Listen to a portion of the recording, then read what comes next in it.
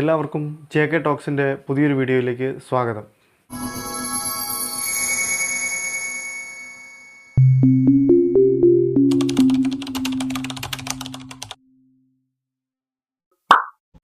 ഇന്ത്യയുടെ വടക്കിഴക്കൻ ഭാഗത്ത് ഹിമാലയത്തിൻ്റെ പുറകിലായി 5000 മീറ്റർ ഉയരത്തിൽ സ്ഥിതി ചെയ്യുന്ന ഒരു രാജ്യമുണ്ട്. ചരിത്രാതീത കാലം മുതൽ ഒറ്റപ്പെട്ട് കഴിയുന്ന മനോഹരമായ രാജ്യം.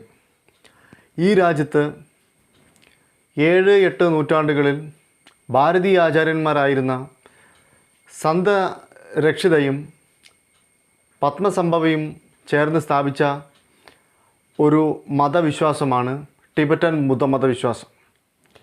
ഇതിൻ്റെ തുടക്കം മുതൽ ആത്മീയ നേതാവ് ദലൈലാമ എന്ന പേരിൽ അറിയപ്പെടുന്ന സന്യാസി വര്യനാണ്.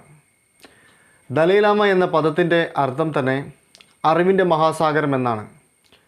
ബോധിസത്ത് എന്ന കൺസെപ്റ്റാണ് ഇതിൻ്റെ അടിസ്ഥാനം. ആദിലോതി കേശര എന്ന ബോധിസത്ത് പ്രകാരം അദ്ദേഹം ദലൈലാമ എന്ന മനുഷ്യരൂപം സ്വീകരിച്ച് ഭൂമിയിലേക്ക് വന്നതായി ടിബറ്റൻ ബുദ്ധമത വിശ്വാസികൾ വിശ്വസിക്കുന്നു. ഒരു ദലൈലാമ മരിച്ചു കഴിഞ്ഞാൽ കുറച്ചു കാലത്തിനുള്ളിൽ തന്നെ അദ്ദേഹത്തിന് പുനർജന്മം ഉണ്ടാകുമെന്നും ആ പുനർജനിച്ച് വരുന്ന ദൈവവിശ്വാസമാണ് ദലൈലാമ എന്ന പേരിൽ അറിയപ്പെടുന്നത്. കഴിഞ്ഞ 14 തലമുറയായി ഈ വിശ്വാസം പലവിധ പ്രശ്നങ്ങൾ പ്രതിസന്ധികളും നേരിട്ടിട്ടുണ്ടോ എങ്കിൽ പോലും അത് മുന്നോട്ട് തന്നെ സഞ്ചരിക്കുകയാണ്. ടിബറ്റൻ ബുദ്ധമത വിശ്വാസികളുടെ ആദ്യ ദലൈലാമയായിരുന്നു പ്രേമ ദോർഗെ. ഇദ്ദേഹം 1391 മുതൽ 1474 വരെ ജീവിച്ചു. അങ്ങനെ ദലൈലാമമാർ ഒരാൾക്ക് ശേഷം വേറൊരാൾ പുനർജനിച്ച് 13ാമത്തെ ദലൈലാമയായി തുബറ്റൻ ഗയാസ്തോ എന്ന വ്യക്തി ജനിച്ചു. അദ്ദേഹം ഡിസംബർ 17, 1933 അന്തരിച്ചു. ഈ 13ാമത്തെ ദലൈലാമയുടെ മരണത്തിന് ശേഷം സന്യാസി വര്യന്മാരും പഞ്ചൻലായും, പഞ്ചൻലായ് എന്ന് പറഞ്ഞാൽ ദലൈലാമ കഴിഞ്ഞാൽ 2ാമത്തെ ആത്മീയ ആചാര്യനാണ് ബുദ്ധമത വിശ്വാസത്തിൽ. പുതിയ ദലൈലാമയെ തിരഞ്ഞെടുക്കുന്നതിന് വേണ്ടി ദൈവഹിതം അന്വേഷിച്ചിറങ്ങുന്നു. 1935 ജൂലൈ 6 വടക്കിഴക്കൻ ടിബറ്റിലെ ആംഡോയിലെ തക്സർ എന്ന കുഗ്രാമത്തിൽ ഒരു കുട്ടി ജനിക്കുകയുണ്ടായി. ചെറുപ്പത്തിൽ ലാമോ ഗോണ്ടു എന്നറിയപ്പെട്ട കുട്ടി 13ാം ദലൈലാമയുടെ പിൻഗാമിയായി ടിബറ്റൻ ആത്മീയ ആചാര്യന്മാർ അംഗീകരിക്കുകയുണ്ടായി. ഈ ലാമ 6ാം വയസ്സ് മുതൽ സന്യാസ വിദ്യാഭ്യാസവും തുടങ്ങി ഔദ്യോഗിക വിദ്യാഭ്യാസത്തിന് ശേഷം 23ാം വയസ്സിൽ ബുദ്ധമത തത്വചിന്തയിൽ ഡോക്ടറേറ്റിന് തുല്യമായ ഉയർന്ന തലത്തിലുള്ള ബിരുദമായ ഗേഷയ ലരാംബ ബിരുദം ലഭിച്ചു.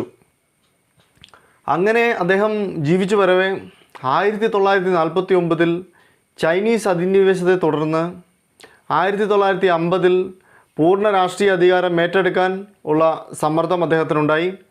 1954 മാവോ സേതുങ്, ഡെങ് സിയാപിങ്, ചൗവൻ ലായ് മുതലായവരുമായി ബീജിങ്ങിൽ ചർച്ച ചെയ്യാൻ പോയി. എന്നാൽ അത് വിജയിച്ചില്ല.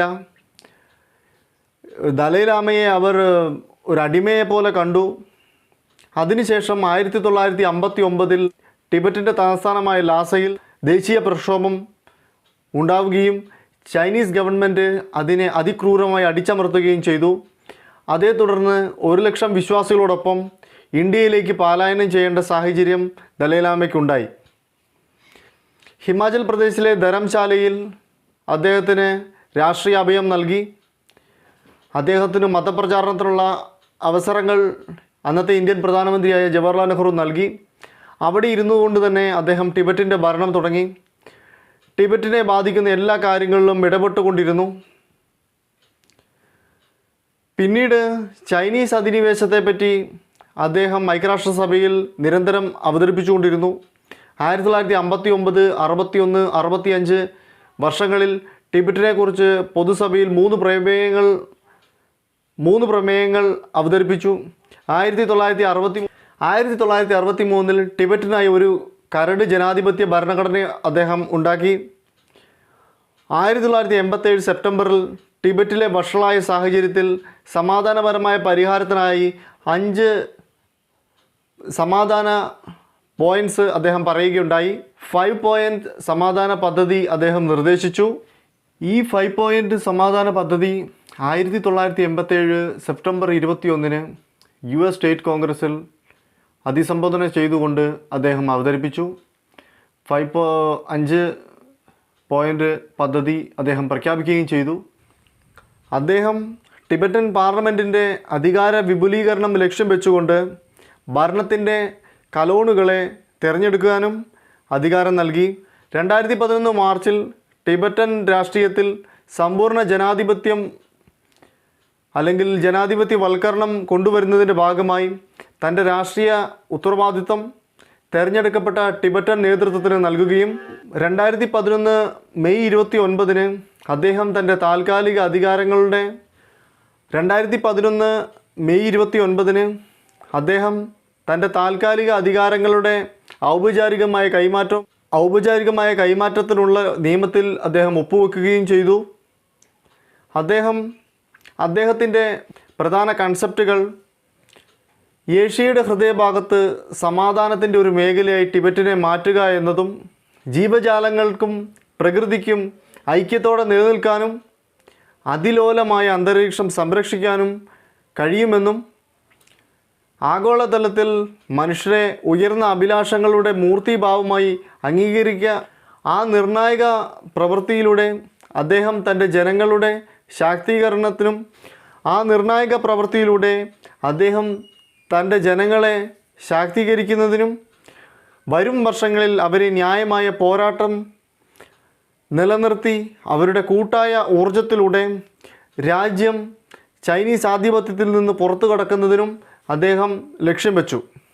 തൻ്റെ എല്ലാ കഷ്ടപ്പാടുകൾക്കും അവസാനം എല്ലാ ജീവജാലങ്ങൾക്കും സന്തോഷം